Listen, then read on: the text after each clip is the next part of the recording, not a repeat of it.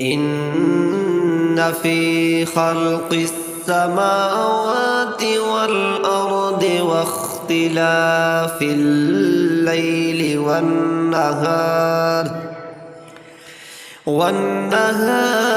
والفلك التي تجري في البحر بما ينفع الناس وما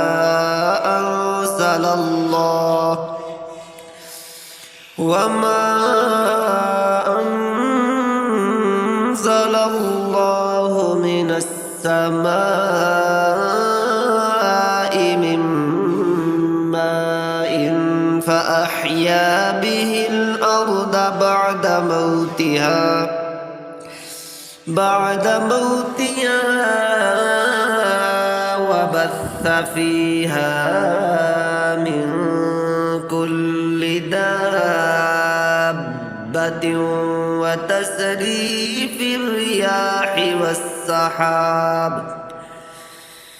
وتصريف الرياح والسحاب المسخر بين السماء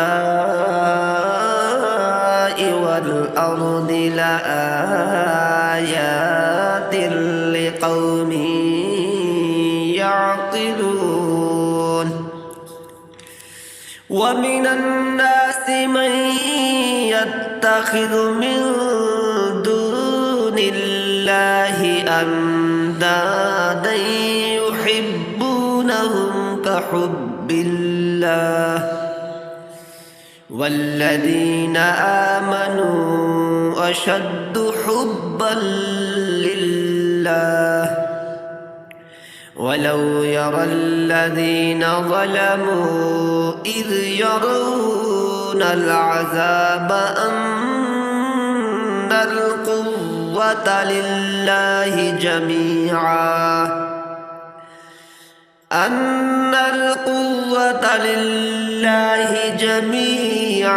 وأن الله شديد العذاب إذ تبرأ الذين اتبعوا من الذين اتبعوا ورأوا العذاب وتقطعت بهم الأسباب وقال الذين اتبعوا لو أن لنا كرة فنتبرأ منهم كما تبرأوا